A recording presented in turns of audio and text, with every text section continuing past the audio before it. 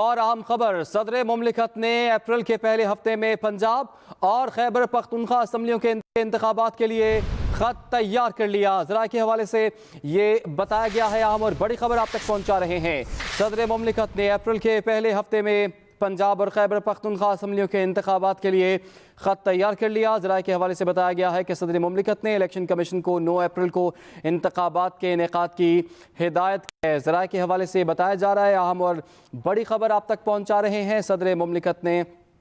April کے پہلے ہفتے میں پنجاب اور خیبر پختونخوا اسمبلیوں کے انتخابات کے لیے خط تیار کر لیا ہے۔ اہم اور بڑی خبر آپ تک پہنچا رہے ہیں، صدر مملکت نے الیکشن کمیشن کو 9 اپریل کو انتخابات کے انعقاد کی ہدایت کی ہے۔ ذرائع کے حوالے سے آپ کو آگاہ کیا جا رہا ہے، آپ کو آگاہ کریں کہ صدر مملکت نے اپریل کے پہلے ہفتے میں پنجاب اور خیبر پختونخوا اسمبلیوں کے انتخابات کے لیے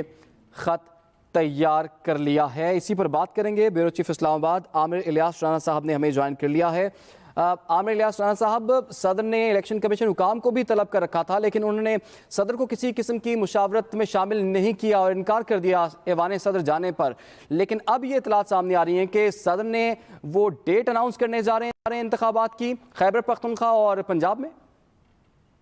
جی بالکل، صدر مملکت نے آج خود اختیارات استعمال کر لیے ہیں اور 9 اپریل بروز اتوار پنجاب اور خیبر پختونخوا کی صوبائی اسمبلیوں کے الیکشن کا اناؤنس کر دیا ہے، اور انہوں نے یہ خط باضابطہ طور پہ الیکشن کمیشن کو بھجوا دیا ہے اور وہاں پہنچ گیا ہوا ہے خط، اور انہوں نے کہا ہے کہ میں نے اپنا آئین کا جو حلف لیا ہوا ہے اس کے تحفظ کی خاطر میں یہ بھجوا رہا ہوں، کیونکہ آئینی دفاتر پہلے آپ کی مانند گیند ایک دوسرے کی کورٹ میں ڈال رہے ہیں، اور چونکہ کسی عدالت سے ڈیٹ دینے پہ حکم امتناع نہیں ہے تو میں وہ ڈیٹ دے رہا ہوں۔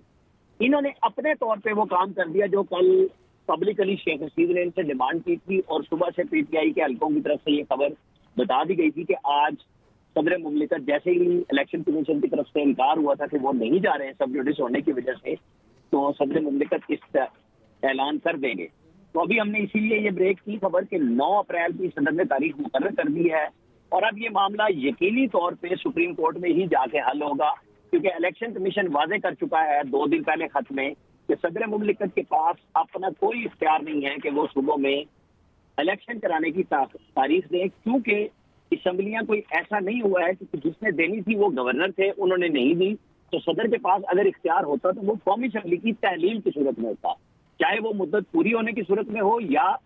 وزیر اعظم اس کو توڑنے کا فیصلہ کرے جیسے چودھری پرویز الہی اور محمود خان نے کیا۔ تو وہ گورنروں نے چونکہ نہیں کیا اور وہ الیکشن کمیشن کہتا ہے ہم نے تاریخ خود نہیں دینی، صدر کے پاس بھی اختیار نہیں ہے، تو معاملہ اب ہر صورت میں یہ سپریم کورٹ میں ہی جا کر حل ہوگا، کیونکہ الیکشن کمیشن کی طرف سے واضح طور پر بتا دیا گیا تھا کہ وہ صدر کے اس بات کو تسلیم نہیں کر سکتے کہ ان کے پاس تاریخ دینے یا ان سے کنسلٹیشن کا کوئی بھی اختیار موجود ہے کہ الیکشن کمیشن صدر کے ساتھ اس پہ بات کرے۔ لیکن عامر صاحب، ہم نے دیکھا کہ صدر نے تو الیکشن کمیشن حکام کو بلایا ہوا تھا کہ مشاورت کے لیے آپ لوگ آئیں، ہم ان انتخابات پر مشاورت کرتے ہیں۔ لا ونگ نے کہہ دیا الیکشن کمیشن کے کہ آپ کو وہاں جانے کی ضرورت نہیں ہے، کیونکہ یہ معاملہ اب گورنرز کے پاس ہے یا پھر عدالت کے پاس ہے، تو صدر نے اپنا پھر کون سا اختیار استعمال کر لیا؟ اب